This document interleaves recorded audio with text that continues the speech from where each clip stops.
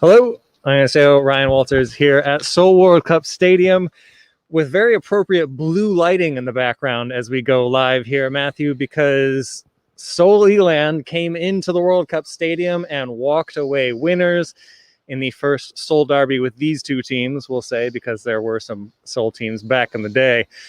But hard to call this an upset having watched the game, yeah? Yeah, Seoul is blue, not just in result. That was that was a fairly confident performance from Seoul Eland. I felt that they got the tactics spot on. If anything, I thought they gave too much respect to Seoul in the first half. They Seoul Eland, they rested key players, Benegas, they rested Leandro, and they also rested Kim Jong-hwan as well, joint top scorer Kim Jong-hwan. So they rested a lot of key players. They were very well structured at the back as well, I thought, for that first half. Seoul really didn't get a shot until the second half when that famous... the famous striker, Hong Jun-ho? Yes. Yeah.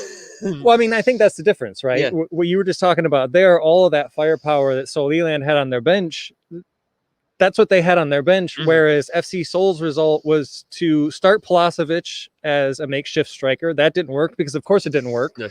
And then their result was to go ahead and put Gwangju FC's best defender from last year up top as a striker. And, yeah, of course he didn't play well. And, I mean, for me, the real question mark there, okay, so Cho Young-uk starts the match, unfortunately is subbed off through injury. Park Jung-bin comes on, and then you sub him off? Oh. It wasn't Park Jung-bin, was it? Yeah, the result there is to put a defender up top to sub off your sub. It's Jong Han-min who came Sorry. Park Jung-bin didn't even get up there. No, anyway. Well, that's another thing to talk about. Park Jung-bin, perhaps the strongest attacking player that they had in depth on bench. It was a player that Seoul did not choose, and we should say FC Seoul because we're finally dealing with break these that two one. teams. Yep. But I mean, yes, FC Seoul, poor team selection, I think, today. But let's take nothing away from Seoul Eland in any respect. I think Seoul Eland, one, they look better in the starting 11s, and they look better on the bench. They were I mean, I'm going to be honest. This is probably the first K2 team I've actually seen this season. I've been keeping tabs and of games, and I've been seeing the scores Seoul Eland have been racking up, but it was very impressive to see them in person. Really impressive. And forgive me if I'm struggling with some of the names. Obviously, I don't really deal with this league like you do. Not dealing with the K2 all the time. But I think this is exactly what Michael was talking about on the podcast last night. The defense is what he said was going to win them this game, and the defense is what won them this game in a lot of ways. I think the midfield battle is what I keyed in on. But I don't think you can look at any part of the pitch tonight and say that Seoul Eland didn't win that battle. No, you couldn't. And just speaking of the defense, I thought Ko Jae-hyun had a great game. He did. I thought he played really well, and not just in coming back defending. He cut out, there was a chance late on in the first half that he cut across and cut out. But he was also good in attack, and it was the way they passed quickly and build up with it that got me. But great in defense from Seoul Eland. I think that's the thing as well, is that Eland just looked a more drilled side. They looked more cohesive. And FC Seoul looked like a team that just lost at the weekend, whereas Seoul Eland came out and they looked like a team ready to bounce back from that loss. And I mean, we've been saying this all year, but Seoul are just begging for any striker to be a part of their team. FC Seoul. Still can't get used to saying that this whole time, but I mean, I think they still could have won this match if they were a little bit more cohesive, if they at least had some kind of a game plan going into this, whereas, we talked about this the whole game. Eland came out the first couple of minutes. They really pressed to see if they'd get an early goal. They couldn't. They settled in, and I think the game plan then was, okay, let's get to halftime 0-0, and then we'll bring on our strength in the second half. And I think Eland carried out every single aspect of their game plan to perfection tonight. They get the late winner from Leandro, which was predicted on Twitter, by the way. Retweeted that one. Somebody predicted that pre-match that's how it was going to go. But FC Seoul, what was their game plan? No, they completely underestimated, I think. They didn't really take the threat as seriously as they probably should have. And I mean, on the back of 3 defeats in the league, you'd think that you've got a local rivalry. Well, now officially a rivalry. Definitely now. Played, but you'd think that they would want to come out and just prove a point to their supporters. FC Seoul will point to a decision by the referee late on, and they may try and use that as a scapegoat. Let's talk about that one. Well, before we talk about it, I think they'll try and point to that as a scapegoat, but I think regardless, I think there should be fingers pointed at the performance today. But yeah, let's talk about that.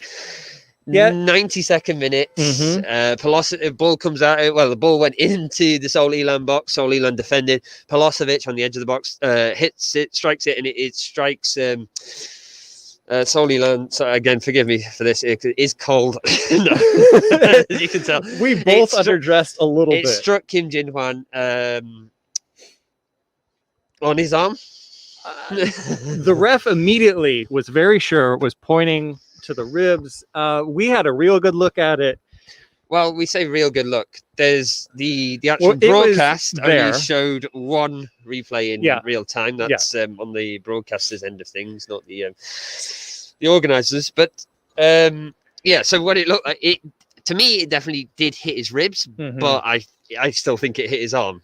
And his arm was in an unnatural position. Both arms were in an unnatural position. Let's not be about it. But he had his hands up above his head. I do think it was a handball, and I do think it was a penalty. But look, I think FC Seoul can feel hard done on that, and I would agree. I do think that was a pen, and then we're looking at a completely different game. But I don't think that we can say Seoul Elan didn't deserve this win. They were the better team on the whole. That goal was coming for the entire second half. I think Elan would have been hard done by to lose, but it definitely did look like a penalty. We've got Jung Muyol coming in here saying that it looked like it hit the rib and not the hand. Well, Muyol, you always side with the referees. But no, I mean, there was only we've only had one replay. We've looked at that one replay and over again, and the angle that we saw wasn't clear. The initial reaction was, I thought it was a handball, but fair play if that's what the TV is showing. Then we'll have to go back and check it if there's more replays available. Only one replay at the time of going to air. But yeah, I still, as you said, I don't think FC Seoul probably deserve to go through based on today's performance. And Seoul Elan now head into the next round where they'll play Gangwon. Yeah, which Gangwon, it took a really late goal for Gangwon to go ahead and get through in the FA Cup as well. And looks like Busan Transport is going to be coming in for Jeonnam Dragons. Jeonnam Dragons, the other K2 team that pulled off an upset against a K1 team in their house. I guess you could call that an upset. Suwon FC has been in really rough form. That one went to pens.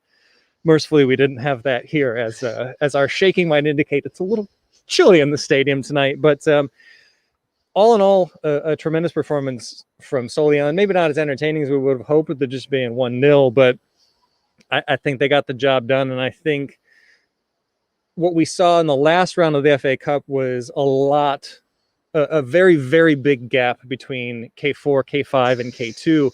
And I think what we saw tonight throughout all of these games is that gap between K1 and K2, it ain't that big. No. So interesting things. And we'll have Michael on the podcast again next week. He's off dancing somewhere right now, I'm sure. So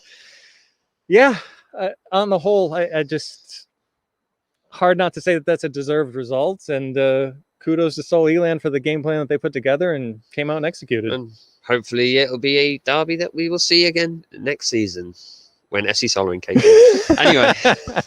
All right, we're going to get out of here for now. If you have any questions, comments, reactions, go ahead and get those in, and we will get to those on next week's podcast. But bye for now.